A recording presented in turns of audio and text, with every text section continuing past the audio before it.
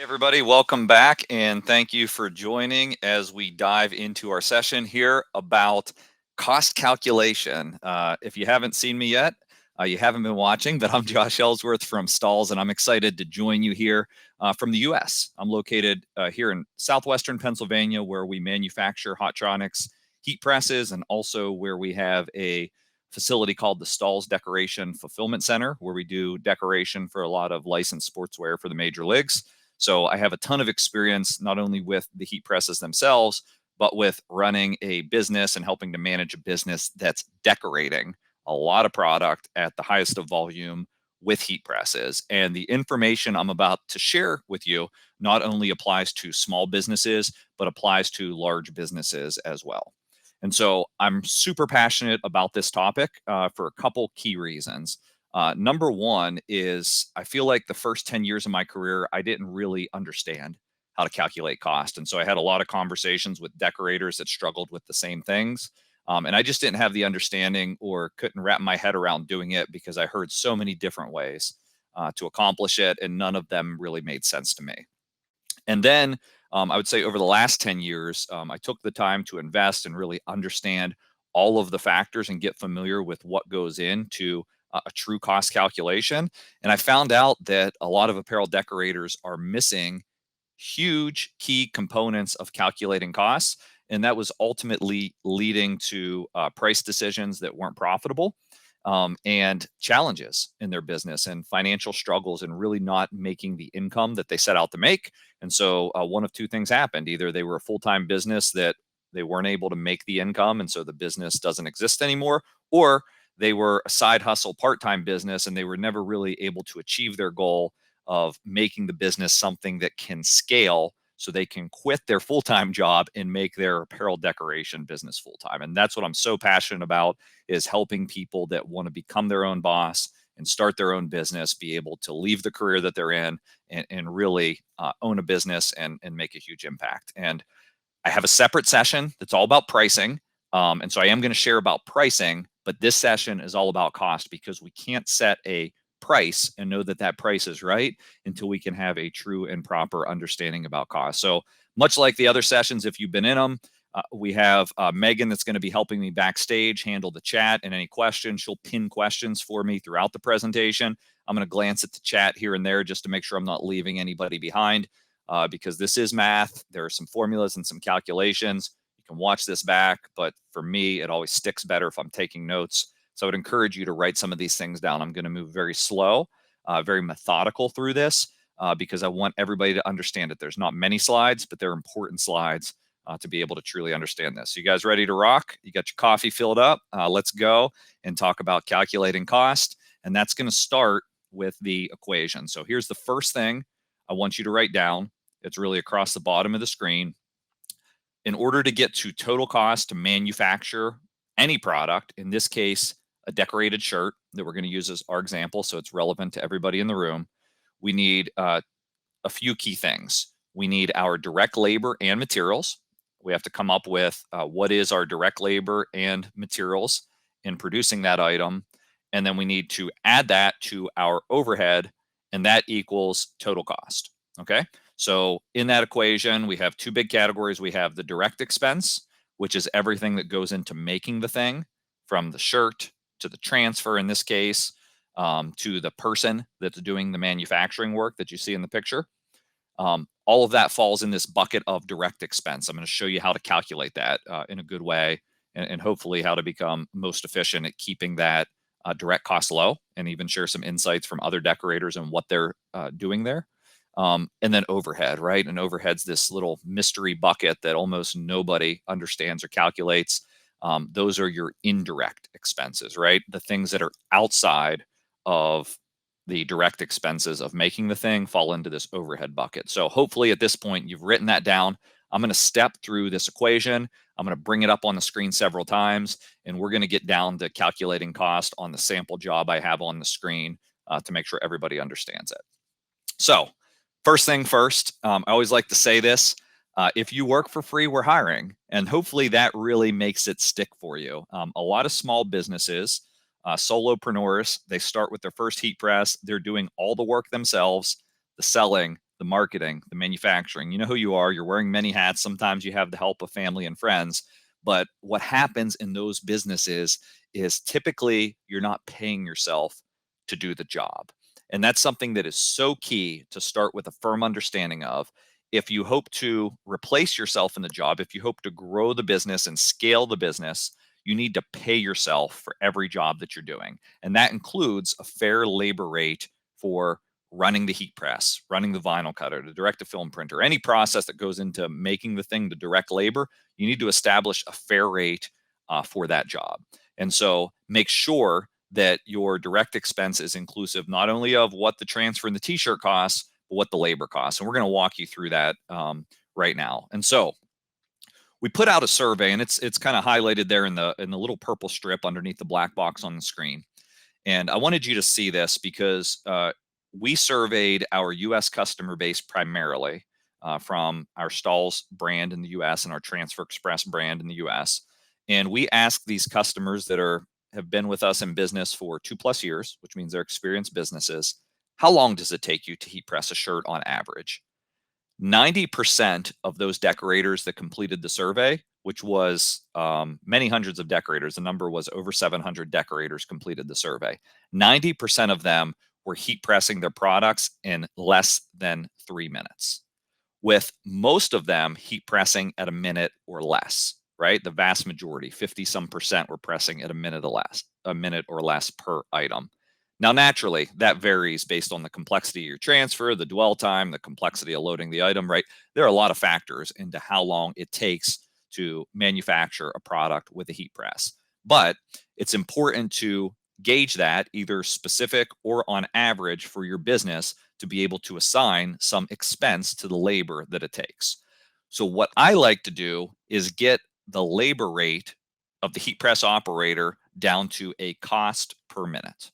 And to do that, basically, I'm looking at what is a fair rate to pay. Now, everything here is in US dollars, but the principles apply to any currency in any country. And so you can apply this to your business with whatever your currency is. Get that labor rate down to a cost per minute to complete the item. In this case, we saw in that same survey that 74% of decorators are paying the heat press operator, which is at a minimum what we need in direct labor to manufacture a product with a heat press. We need a heat press operator. They're paying that operator somewhere between $10 and $20 per hour. For the purpose of this exercise, we're going to benchmark it in our formula at $15 per hour. I would encourage you to pay the heat press operator at the top end of the scale. And the reason why is because that's where the most waste can happen in the process. So think about that for a second. Just a little business tip. You've done all the work, all the ordering, paid all the freight, done all the sorting, all the staging to get everything to the point where it's ready to be combined at the heat press. If that heat press operator makes a mistake, then it costs a lot of money back to the business. And so create high value work at the heat press, pay that heat press operator a little bit more, because as we look at this labor equation, the labor is a really small piece of the total cost here. We're actually able to break down the labor at minutes to complete at 2 minutes per shirt on average, based on our survey, at $15 per hour on average, to about 25 cents per minute, right? And so we know in this example, if it takes me 2 minutes to make this shirt, and I think that's an overestimate, most people could print this shirt with the transfer in a minute, very simple front design, but we're going to use 2 minutes, and we're going to say it cost me about 50 cents in labor, right? If I were to take an action and pay my heat press operator, let's go extreme and even say double that, it's only going to cost me a dollar in labor, a shirt. And so that's my first tip, is establish that fair rate for yourself for the work you're doing at the heat press, because that's one of the first places I think for most business owners that you'll want to scale and replace yourself. Don't get yourself so locked in at the heat press that you don't replace yourself there, because you have a lot of other skills that are probably going to apply to the business that are important to growing it, like sales and marketing and finance and all the other hats you need to wear. And so let's establish this rate. And for the purpose of this exercise, we're going to say our direct labor is at a total cost of 50 cents. Now I'm just going to glance in at the questions. And I guess I'll ask Megan so I don't have to glance back and forth. If there are any questions right now, go ahead and pin them up while we're on this slide, because I want to make sure everybody understands how to calculate the cost of labor. Should be fairly straightforward, but just in case. Nothing's popping, so it looks like we're good. Okay, great. Next is the other part of that direct labor and materials, and that's the material side of it, right? The actual product that's being consumed to make that shirt. In this case, we have the garment expense to come into our doors with freight, and then we have the heat transfer that needs to come into our doors with freight. Now, of course, if you were creating your own heat transfer because you have a direct to film printer or you have a vinyl cutter, you need to factor what that heat transfer costs you in material consumption and all the steps to make it, including the direct labor for that process. But at its most simplistic form, you can order the transfer, bring it in, ready to apply. And basically, as you see on the example in the bottom right, we were able to fit 2 designs on the sheet. We cut them apart and we prepare it for application. That's about as easy and simple as it gets. So in this particular example, we've taken our shirt expense, and you know your source for shirts. So these are just ideas. I think I'm in the right averages for U.S. currency, but you could source a $4 shirt instead of a $2.50 shirt. It's up to you on the quality, but you get the point. My garments in this example are costing me $2.50 plus the freight expense to get them in. And I know some of you get free freight over certain dollar amounts from your blank apparel suppliers. You figure that out, but make sure freight isn't left outside of the equation. It needs to be factored in. Otherwise, you'll have that gap, right? And you'll lose your money on freight. And so in this case, the landed cost of materials is $2.80 per shirt, as you're seeing in the sample. And then the landed cost of the transfer sheet is $2.21 per image. Okay. Because in this case, the sample is 50 shirts. I order 25 transfer sheets. In this case, it's called gang sheeting. So I can fit 2 transfers on a sheet. And again, with the freight and everything, it breaks down to $2.21 per image. So total cost in materials is $280 plus $221 equals $5.01.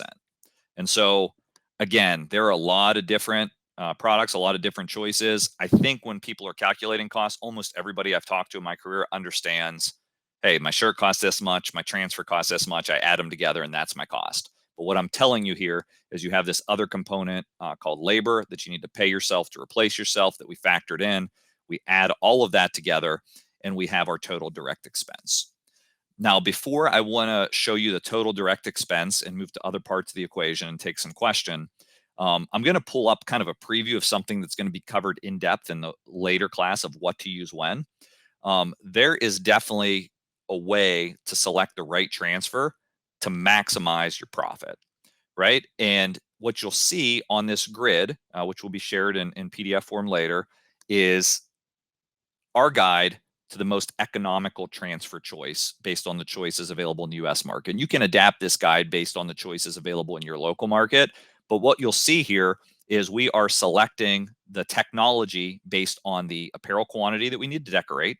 In this example, we'll go across the top grid and we need to decorate 50 shirts, right? So I'm going to go up to the 48 quantity. And in this case, it's a 1-color design. So I'll intersect the X and Y axis at 48 in 1 color. And I can see I land squarely in that big orange block of screen printed plastisol transfers, right? So naturally, that's going to be the transfer product I'm going to look at first to decorate this job. Now, subsequently, if you look at the shirt I'm wearing, I mean, there are a lot of colors and gradients. Certainly there's, let's just say 4+ colors in that design, right? And 4+ colors along the left side of the grid, that would instantly take me to a process that's more appropriate, like Ultra Color Max direct to film transfers or hybrid transfers, which we call Ultra Color Pro in the US market. And so the point of this is when you look at what you want to complete, there is a base transfer for every type of job to really to maximize your profit. Now you may say, I love direct to film transfers and I want to use them for 1-color designs and I want to use them at high quantities, even if it costs me more. That's a decision you're going to make based on quality and simplicity for your business. But if we're making the decision purely off of price, this grid is designed to help you reduce cost in your transfer sourcing. And so I wanted to show this because that screen printed transfer cost is super low to decorate this shirt. And it is the right choice for 50 shirts at a 1-color design for this cotton shirt that I'm decorating. Let's take a look at direct costs in total.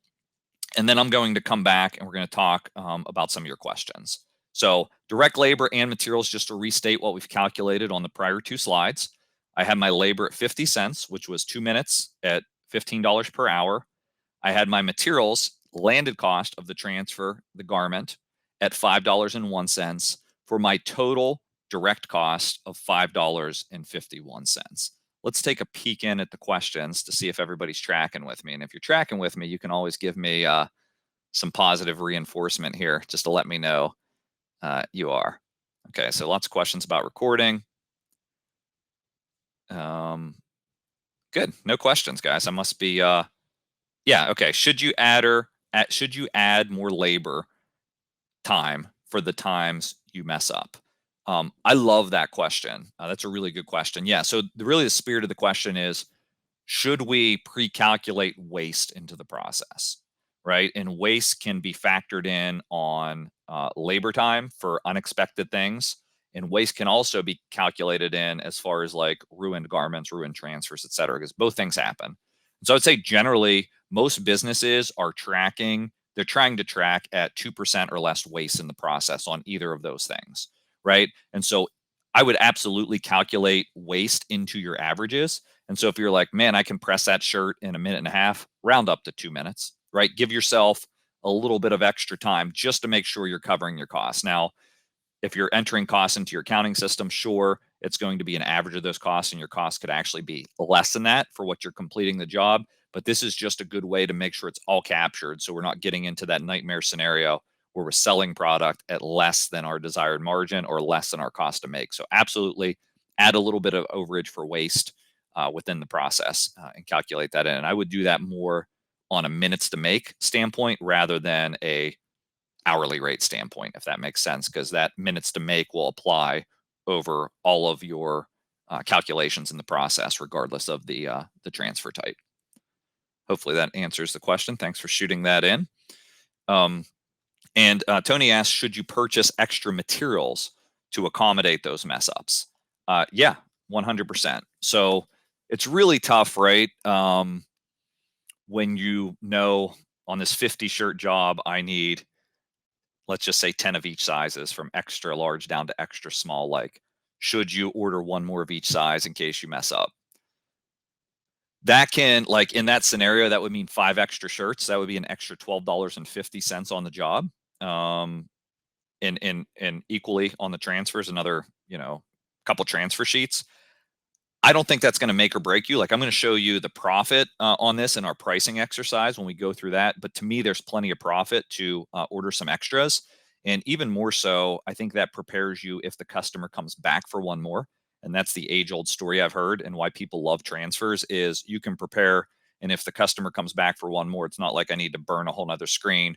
I just catalog that transfer in my file system. I grab it and I press it on the spot. And usually you can charge a premium for that one more onto the order. So I do think it's smart to order some overages and extras, certainly in your transfers. Your shirts can get a little expensive, especially if this were a jacket job and not shirts. Like, I don't know that I'd want to buy 5 more $40 jackets. It's probably more important to negotiate your blank apparel relationships to get within a quick transit time and make sure you can access that product later. But on the transfers, I certainly would make or order extras to keep on shelf. And let's take one more question before we move on. Oh wow, lots of questions. Okay, let's take some. What's the going rate for art? Good question, Aaron. Even if provided by a customer, a lot of times it's not print ready, so requires additional time. Yeah, so art is like one of those parts that sits in the cost equation that can be lost time. I personally like to think about art as a separate fee that I'm looking for. You can decide whether it's a break even or a margin. And so typically you'll see that art rate range from $25 to $50 per half hour or hour. And then, the rate kind of declines for each additional time. And so you guys can share in the comments what you're charging for arts and setup. I know a lot of people are outsourcing their art and paying to have that done in a way that's not consuming their labor. And so figuring out a rate to get that art production ready from your outsource partner, or if you are doing it in-house, and making sure you're at least passing that through or marking it up can be important. I've also seen businesses that make free art part of their value proposition. And this is risky, right? So your value proposition is like your collection of service offering that creates unique value for your customer. And so a lot of people would say, there's no way I could give away free art because I'd waste all my time, right? But some businesses will know that, and they'll make a decision to include free art as a part of their value prop. Now, they may charge more on the garment to cover that expense, but the customer perceives, oh, wow, I can get free art on this, right?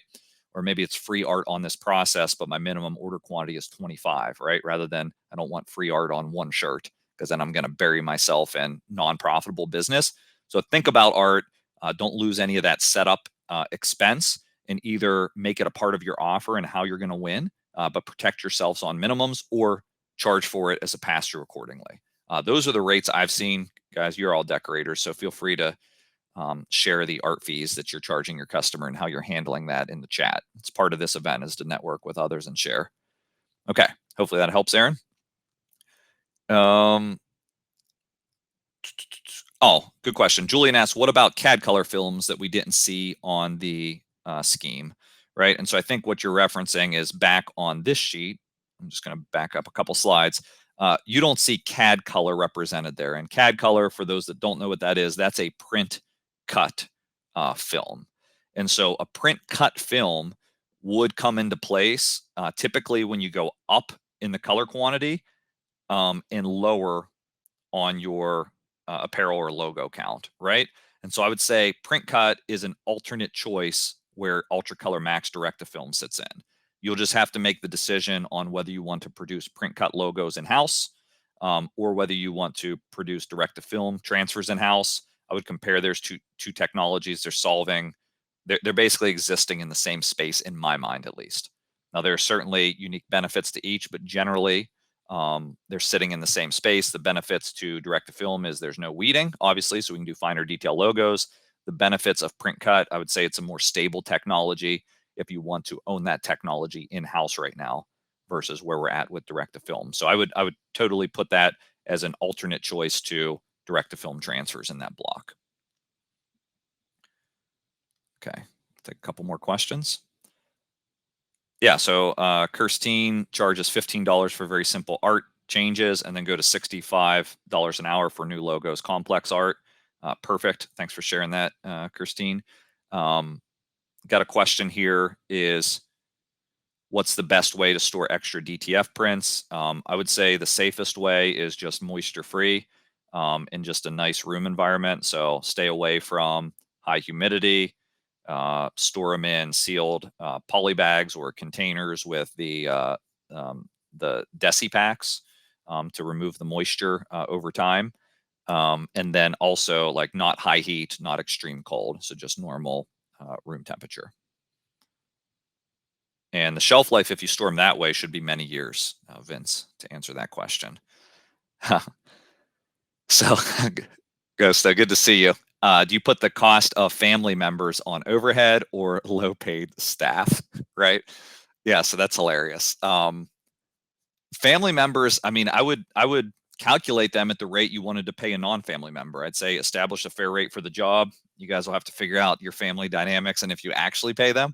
But certainly I would put family members at those rates. And like, if you're running a small business and have kids, I believe it's depending on where you're located in the tax bracket, or not the tax bracket, but the tax rules.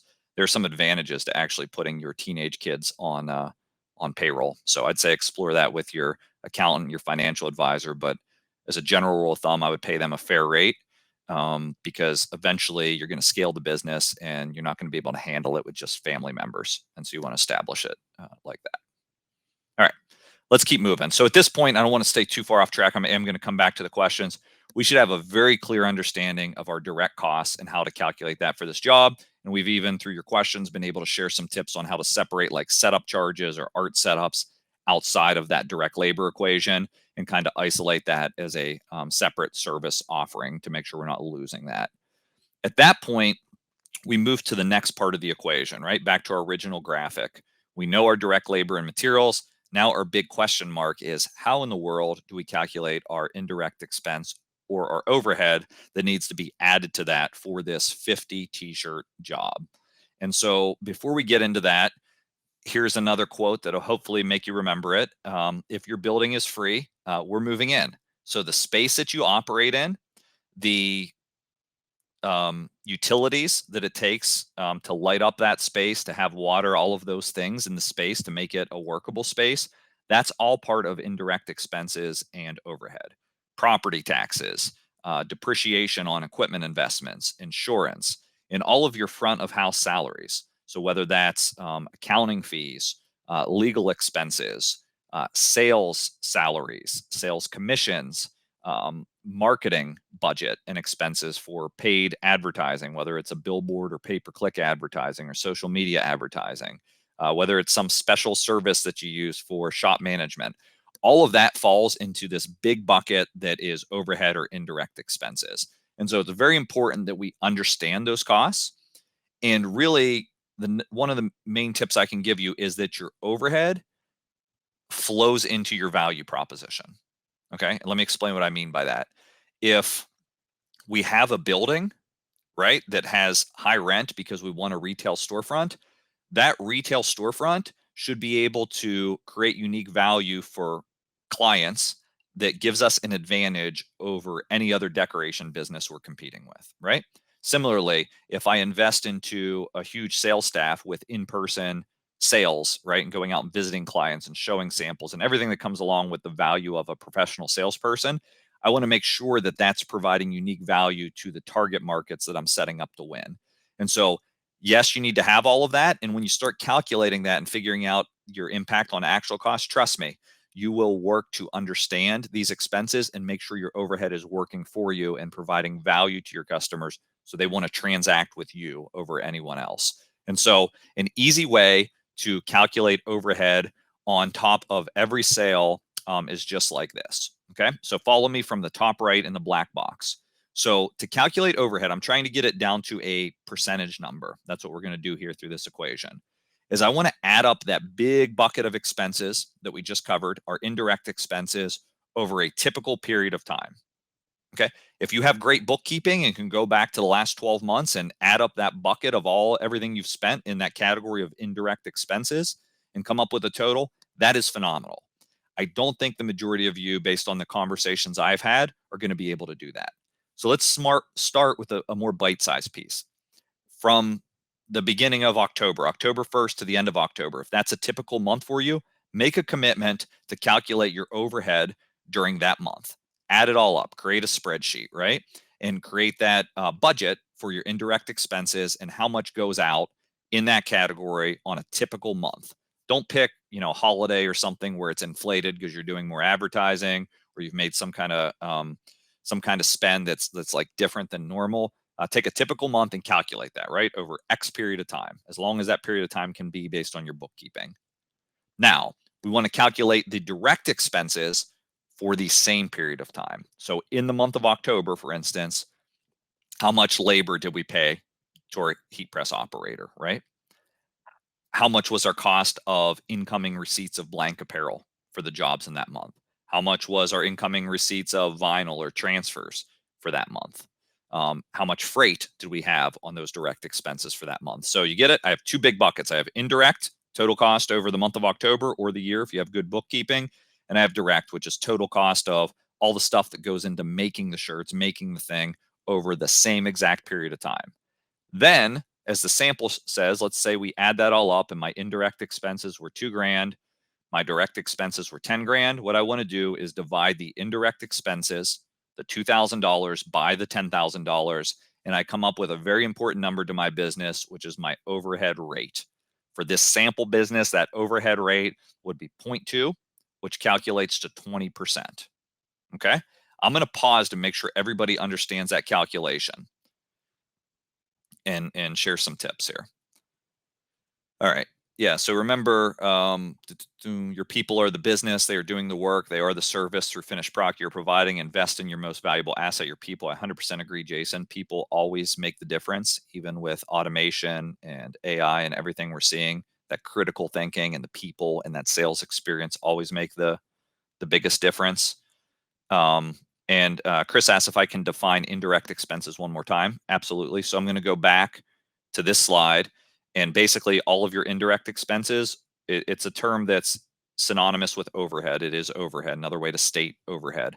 That's all of these things. And this is just a partial list. So it's anything that falls outside of manufacturing labor, cost of materials, and cost of freight to get those materials to you. So anything outside of that direct expense of manufacturing labor is a great way to think about it, that you're spending on the business or in the space you're operating the business from, even if it's a percentage of your mortgage because you're operating in this square footage of your home. That falls into indirect expenses, right? That's the bucket we're looking at. So does that answer your question, Chris, or do you need further clarification? Got it. Thanks. Perfect.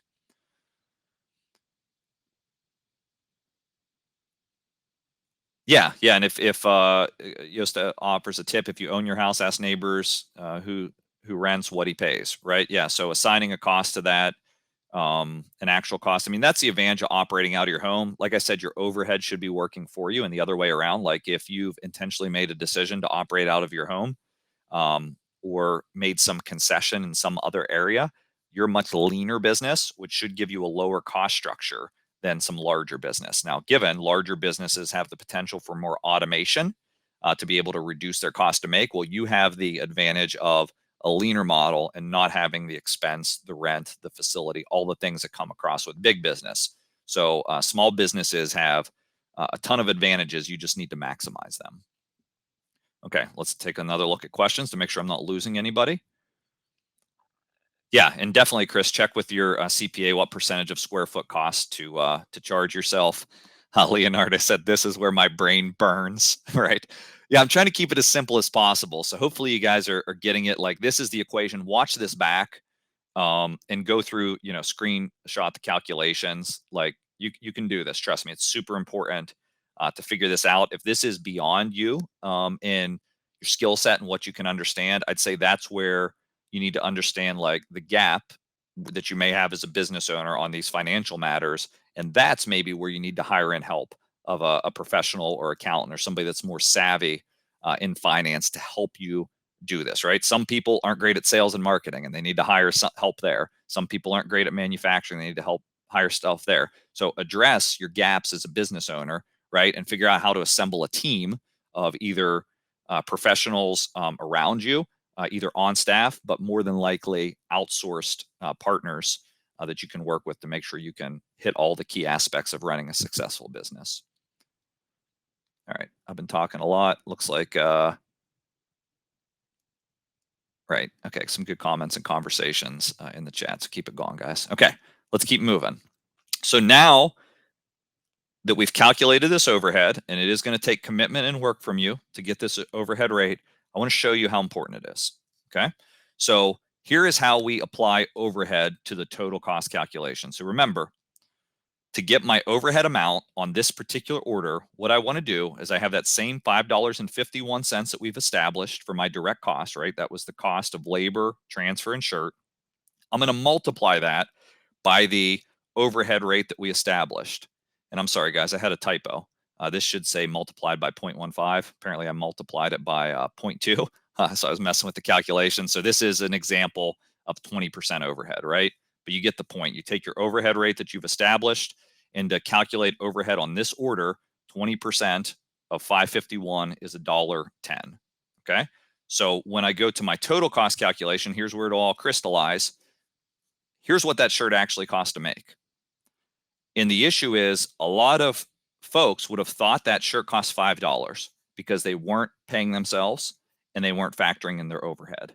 And that overhead only gets like more expensive as you're decorating more premium items, right? Think about it. If my overhead rate is 15 or 20% and I'm decorating a $50 item, now all of a sudden that overhead is upwards of, close to $8 to $10, right? On every sale. And that's okay. We can cover that. We just need to have it included. So hopefully this makes sense. Our direct labor and materials added to the overhead, which was applied as a percentage, right? I established that for my business once, and really I don't have to do it again unless something major changes. And what I mean by that is if you move out of your home and into a bigger square footage or take on, a new marketing investment or something radically changes, then we need to adjust our overhead rate. But do the work once, figure out that overhead rate, and I can see the total cost to make of $6.61. Okay, I'm going to stop and peek back in for questions before I give you some tips on how to really execute this. And can you take that comment off the screen, Megan, just so I can click through my slides? I will go back one slide. Thank you. Perfect. So again, I regret that I have a typo here, but let me do the math for you live here. So 551 is my direct cost, right? And I'm going to multiply that 5.51 times my overhead rate. Yeah, and so I did it by 20% here, right? 20% would equal $1.10. That's what we did the math on down here. So if it were 15%, it'd be a little bit less, but you get the point. We want to calculate that on every sale. Yeah, 15% would have been 83 cents. But either way, it'll vary by business, right? Businesses, you can't just steal the overhead rate of 15 or 20%. I've seen people try to do that after this presentations. You need to figure it out for your business. There's no way around that because you may find that your overhead's at 40%, right? Or 30%, depending on your indirect expenses. And that will challenge you to reduce it if it's becoming too much for the volume that you're pushing it through, or it may challenge you to pump more volume. And so what I love about heat printing technology is it's super low overhead. It can be, at least. Whereas my experience with screen printing technology, I've been at plenty of meetings with screen printers running huge automatic machines, auto machines, is that they're almost always chasing that investment, right? Unless they really have thought about it and have a great business. They buy this huge equipment and they're sold on the idea, I can do thousands and thousands of shirts per hour, but you also have thousands of dollars in overhead because of the equipment investment and the depreciation and the space that's sitting in your shop, and all the other factors that go to selling thousands and thousands of shirts from a sales and marketing structure standpoint. And so what I find is those companies are often chasing that investment, constantly discounting their prices because they got to keep the machine moving or they're losing money every month. Whereas heat printing, I really don't care.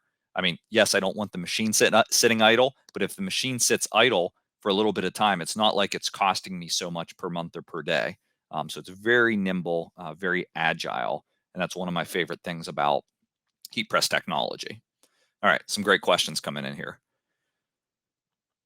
So Sarah asked, why would we use an overhead rate instead of breaking it down to overhead to the minute like an hourly rate? So Sarah, I mean, I've seen it done a variety of ways. You can certainly break it down to an hourly rate to run your shop. I've seen a lot of experts educate on that. So that's just a different way to think about. It is your hourly rate on overhead. So certainly another way to break it down. I really like to assign it directly to the job itself, but either way is fine. You just want to make sure you don't miss it, right? Because you can know, here's how much it costs me to keep my shop open every hour, every minute, whatever that might be. So certainly just another choice and way of doing it. Okay, a question. Once we've calculated our overhead, when do you think our overhead percentage becomes too high, unhealthy? I guess that's really when it prevents you from selling at a competitive market price point, right? If you're inflated on either direct expense or overhead, what it's going to do is put you at uncomfortable margins for the prices you need to sell at. And then basically the business will just be burning through cash at a rate that's not sustainable. And so it's really tough to put that, just at a number. If you're creating a ton of value with your overhead, like your overhead may be 40, 50%. As long as you can command those prices on top of the market and make profit, not a big deal. But if you are getting lots of price pressure and having to reduce the price, you don't ever want to discount your profit. And so you need to figure out a way to reduce your cost to make in some form or fashion, which is going to pull out of doing it more efficiently with a better process or reducing your overhead. Okay. Yeah, direct should be the cost of goods. So I think they're, Yeah, direct should be cost of goods. So I believe I have my formula correct. Yeah, so you're going to take the indirect expenses, what you're seeing on the screen, which in this case was 1,500 divided by your direct expenses of 10 grand. Yeah, and you come up with 0.15. Yeah, so it's indirect divided by direct. Hopefully that helps. And Dana, yeah, your cost of materials, if you have inflated packaging costs, right? Poly bag, hang tags, special services, that all goes into the direct manufacturing and the cost to make. And so in this particular case, if there is other costs in the equation, to box these individually or add some value added services, that's going to go all in your cost to make. So you want to make sure you're not forgetting about, thank you cards, some of those other extras that add to the unboxing experience for your customers. And so in this case, I did not include those in the cost for this sample. I was assuming we're making this job, somebody's picking it up. But certainly, if you are shipping this out, you want all of those costs to be calculated. Yep. So packaging, definitely, Jason, in your direct cost, because it's very attributable, at an average expense for a box of packaging tape, everything that goes into it. Lots of brain hurt here.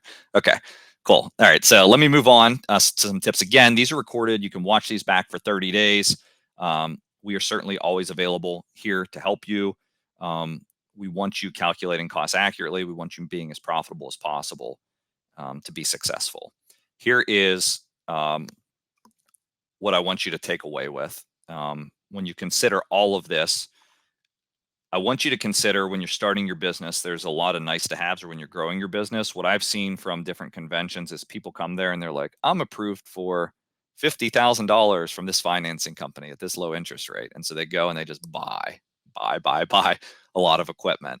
I would encourage you that you want to stay as lean as possible. So stay lean, keep overhead low, just keep your eye on it. That's going to give you an advantage on profit on every order. If you can command a higher price, and we'll talk about pricing here once everybody cools down from their brain burn here in a little over an hour in another class, then we want that higher price to go into more profit for us, not necessarily into investing more into overhead. So lean is important. We all learned this during COVID, unfortunately, that bricks and bodies are expensive and they equal a lot of overhead at times. And so I think keeping the business right sized to be able to grow it is super important.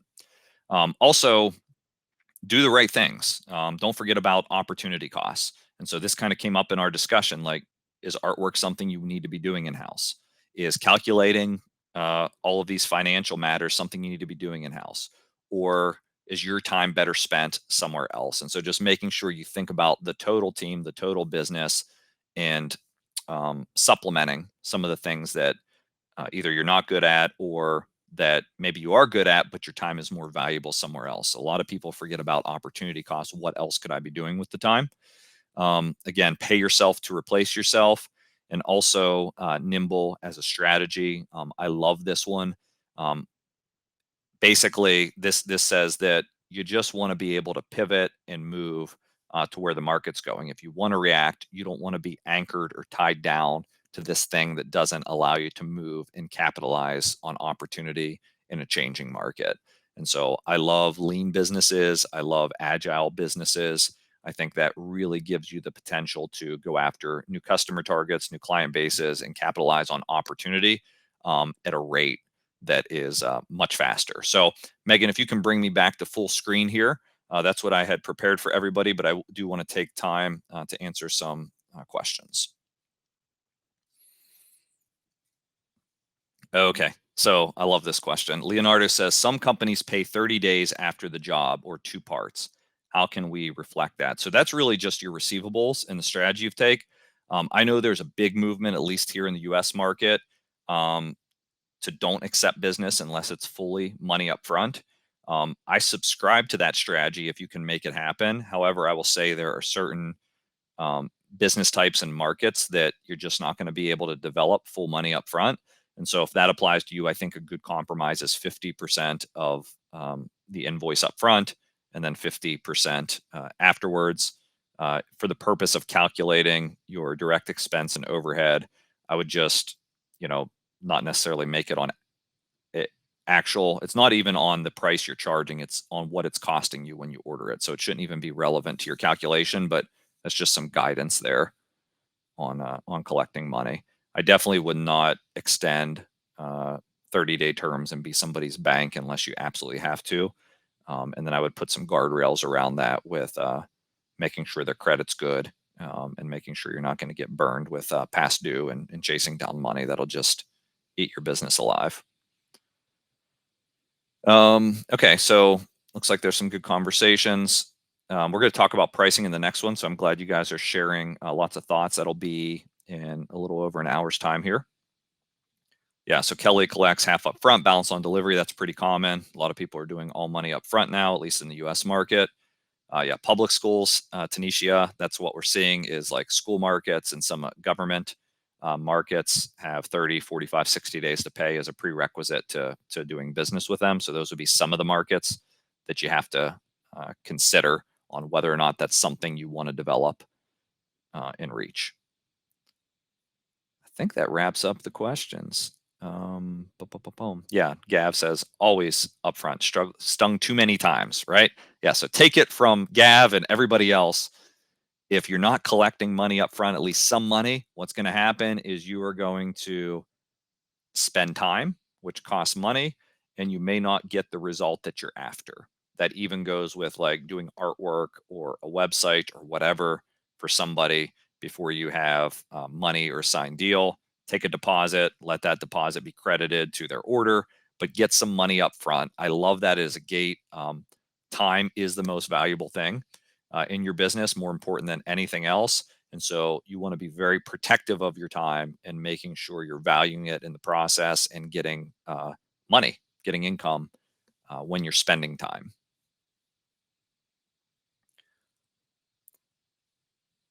Yeah, and credit card payments, yeah, no excuse, right? Chris says credit card payments are a great way to meet that money up front. And honestly, the percentages that you pay to the credit card companies are more than worth it to not have the risk of not getting paid at all. And then Josta says in Sweden, it's not upfront yet, but 10 days is a start. There we go. So lots of different things. I would say the one thing I've learned is yeah, you can do a refundable deposit, Sarah says, for schools. The one thing I've learned is whatever you believe is true, right? And that sounds like something interesting to think about. But I have many salespeople that I've experienced in my life, and many business owners that think a certain thing is true, and they really haven't explored the alternative. And so, give yourself a chance to A/B test things. Don't just say they'll never pay upfront. That won't work for my customers. Well, have you tried it, right? And have you tried it more than once? And have you refined it? And have you really tried it? And so I would challenge you to not get so set in your ways that you're not willing to try new things that are going to be better fits for your business. And if it truly isn't true and it's a pain point, maybe you need to diversify and develop a new market for your time and your services. Okay. So hopefully that helps you today. I know we got about 12 minutes into the next class. Our next class, should have known what that was. You guys know what the next class is? Somebody show me some love and help me out here. It's coming up in 10 minutes at the top of the hour. Hopefully navigating to the schedule. You are too. Thank you. Global trends. Yes. So Kelly and Molly will be talking about global market trends across the decorated apparel industry. Yeah, that'll be a good one. So that'll give you a way to kind of get creative and freshen up a little bit away from the finance and the math. And then coming back right after that, I'm gonna come back on with you. We're gonna talk about different pricing model pros and cons. So thanks everybody for joining in. Thanks for the questions and the engagement. And hopefully this helps you become a more profitable business. We'll talk again real soon.